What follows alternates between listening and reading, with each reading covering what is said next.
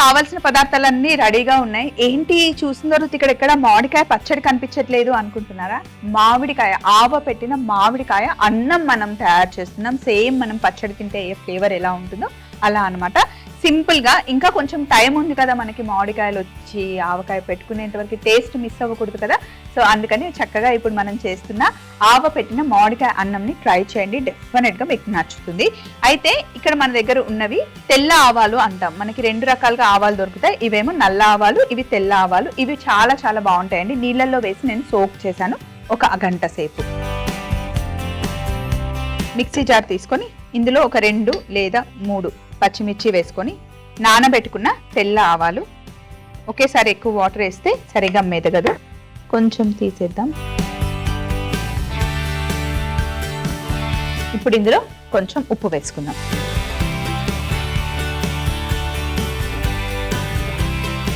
ఉప్పు వేసి దీన్ని మనం మిక్సీ పట్టుకోవాలి. ఇలా కాస్త మిక్సీ పట్టుకున్న తర్వాత ఇంకా మిగిలిన ఈ ఆవాల నీళ్లు వేసేసి ఇప్పుడు మంచిగా పేస్ట్ చేసుకోండి. ఇలా పేస్ట్ చేసుకున్న తర్వాత పొయ్యి మీద కడాయి పెట్టుకొని ఇందులో మనం నువ్వుల నూనె వేసుకుంటున్నాం.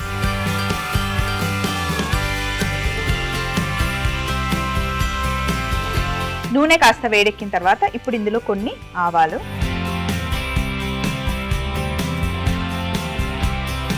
తాలింపు మటుకి చాలా ఎక్కువ వేసుకోవాలి. అలాగే ఒక గుప్పెడు పల్లీలు,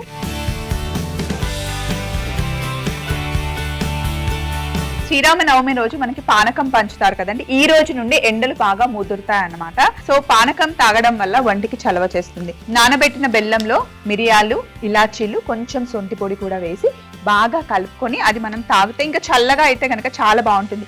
కుదిరితే కుండలో చేసుకోండి, లేదంటే కాసేపు ఫ్రిడ్జ్ లో పెట్టుకొని తాగితే కనుక పానకం సూపర్ గా ఉంటుందండి. అండ్ చాలా మందికి తెలియదు, కొంతమంది వేడి అనుకుంటారు, బట్ పానకం తాగడం వల్ల చలవ చేస్తుంది. అందుకే రాముల వారి కళ్యాణంకి వెళ్ళినప్పుడు మనకి పంచుతారనమాట. అంతేకాకుండా రాముల వారికి పానకం అంటే చాలా ఇష్టం. శనగపప్పు, కాస్త మినప్పప్పు వేసుకోవాలి.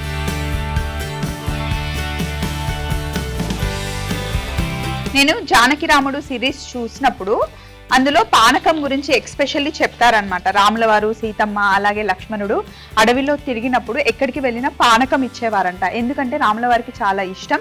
అంతేకాకుండా ఎండనక వాననక ఎండలో పడి తిరుగుతూ ఉంటారు కదా, సో బాడీకి చలవ చేస్తుంది. ఐరన్ రావాలి అన్నా కూడా బెల్లంని తీసుకోమని చెప్తారు. బెల్లంలో మంచి క్వాలిటీస్ ఉంటాయి. ఇంకా దుమ్ము ధూళిలో తిరుగుతూ ఉంటారు కదా, మీరు ఎప్పుడైనా విన్నారా? బాగా దుమ్ములో రోజంతా తిరిగి వచ్చిన తర్వాత ఇంటికి వచ్చాక ఒక చిన్న బెల్లం ముక్క తింటే మనం అనుకోకుండా పీల్చిన పొల్యూషన్ ఉంటుంది కదా, అదంతా వెళ్ళిపోతుంది అనమాట. ఇంప్యూరిటీస్ ఏవైతే ఉంటాయో అవన్నీ వెళ్ళిపోతాయి. బెల్లం చాలా మంచిది. అంతెందుకు హెయిర్ ఫాల్ అవుతుంది అంటే మీరు రోజు కొన్ని నీళ్లు, నానబెట్టిన బెల్లం నీళ్లు తాగితే కనుక హెయిర్ ఫాల్ తగ్గుతుంది. ఇంకా ఎక్కువ హెయిర్ ఫాల్ అవుతుందంటే నానబెట్టిన బెల్లం నీళ్లు ఉంటాయి కదా, షాంపూ చేసిన తర్వాత ఒకసారి తల మీద వేసుకొని జస్ట్ 2 minutes ఆగి మళ్ళీ వాటర్ పోసేసుకుంటే కూడా హెయిర్ ఫాల్ తగ్గుతుంది. చాలా మంచిది, ట్రై చేయండి. మినపప్పు, శనగపప్పు వేగిన తర్వాత ఎండుమిరపకాయలు వేసుకోండి. ఎండుమిరపకాయలు కూడా మంచి కలర్ వచ్చే వరకు వేగాలి. సో ఎండుమిరపకాయలు ఇలా వేగిన తర్వాత కొంచెం పచ్చిమిర్చి కూడా వేసుకోవాలి.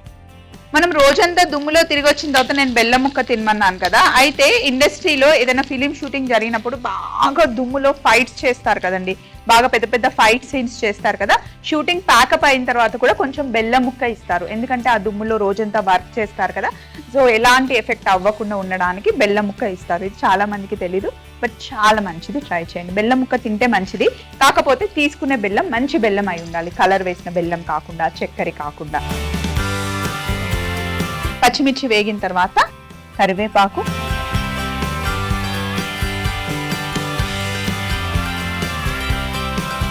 స్టవ్ ఆఫ్ చేసేసాను.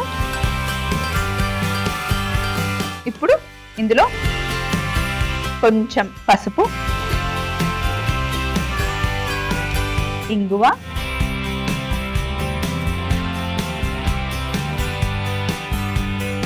వేసాం కదా. ఇప్పుడు మామిడికాయ తురుము వేసేయండి. ఒక పెద్ద మామిడికాయని తురుముకున్నాను. స్టవ్ ఆఫ్ చేసిన తర్వాతనే వేసి బాగా కలపండి.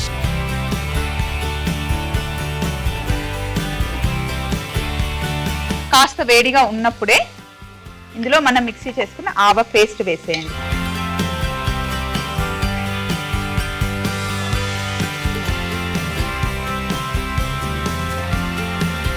ఆవ పేస్ట్ లో వేసిన ఉప్పు సరిపోదు, కొంచెమే వేసాను నేను. మళ్ళీ మనం కొంచెం ఉప్పు వేసుకోవాలి.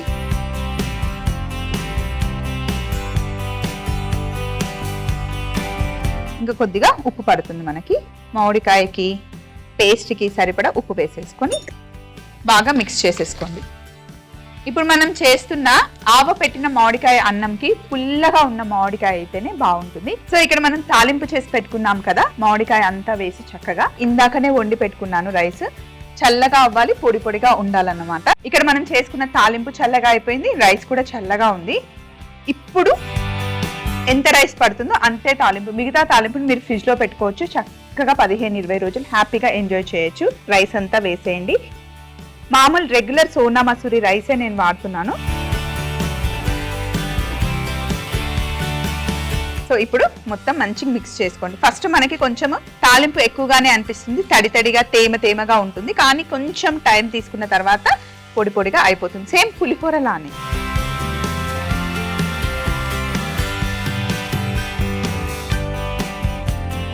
ఇంట్లో ఏ పండగ జరిగినా, ఏ దేవుడికైనా, మన దేవుళ్ళ అందరికీ పులిహోర ఖచ్చితంగా చేస్తామండి.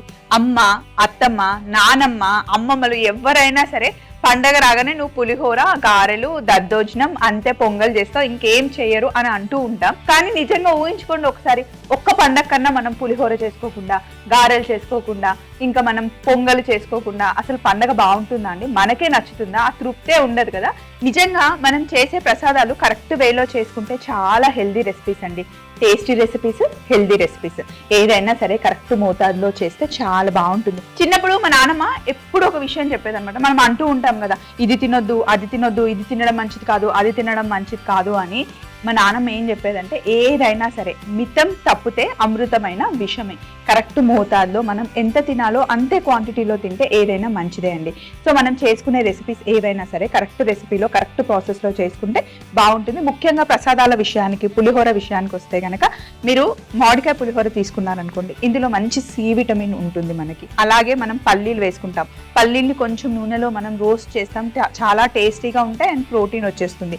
అందులోనే శనగపప్పు వేసుకుంటాం, మినపప్పు వేసుకుంటాం, కరివేపాకు వేసుకుంటాం, పచ్చిమిర్చి వేసుకుంటాం. ఇవన్నీ మనకి సింపుల్ రెసిపీస్, తిని అలవాటు అయిపోయాయి. కానీ ఇందులో చాలా పెద్ద హిస్టరీ ఉందండి, ఒకసారి చదవండి తెలుస్తుంది.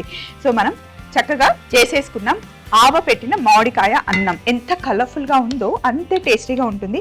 కాకపోతే ఇలా డైరెక్ట్ గా తీసి ప్లేట్లో వేయకుండా చక్కగా అరటాకు పెట్టుకొని అందులో వడ్డించుకుందాం. మీతో మాట్లాడుతూ అన్నం కలిపేటప్పుడు వేద్దాం అనుకున్నాను, బట్ మర్చిపోయాను. ఇక్కడ చూడండి, నా చేతితో కాస్త చక్కెర ఉంది.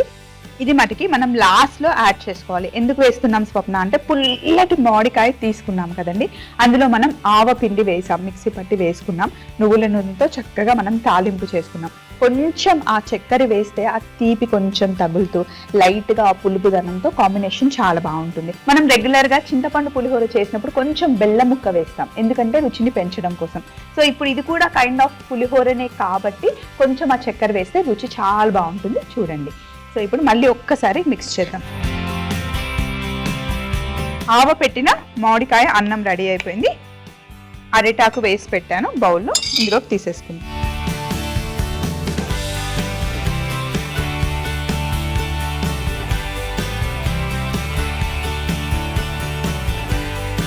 సో చూడండి, ఆవ పెట్టిన మామిడికాయ అన్నం రెడీ అయిపోయింది. ఆవ పెట్టిన మామిడి అన్నం తయారీ విధానం: ముందుగా మిక్సీ జార్లో పచ్చిమిర్చి, నానబెట్టిన తెల్ల ఆవాలు, ఉప్పు వేసి కొంచెం నీళ్లు వేసి పేస్ట్ చేసుకుని పక్కన పెట్టుకోవాలి. తరువాత ఒక బాండిలో నువ్వుల నూనె వేడి చేసుకుని ఆవాలు, పల్లీలు, శనగపప్పు, మినప్పప్పు, ఎండుమిర్చి, పచ్చిమిర్చి, కరివేపాకు, పసుపు, ఇంగువ, మామిడికాయ తురుము, ఆవ పేస్ట్ కూడా వేసి కలిపి కాస్త చల్లగా అయిన తర్వాత ముందుగా వండుకొని చల్లార్చుకున్న అన్నంని వేసి కాస్త పంచదార వేసి మరొకసారి కలుపుకొని బౌల్లోకి తీసుకుంటే ఎంతో రుచికరమైన ఆవ పెట్టిన మామిడి అన్నం రెడీ అవుతుంది.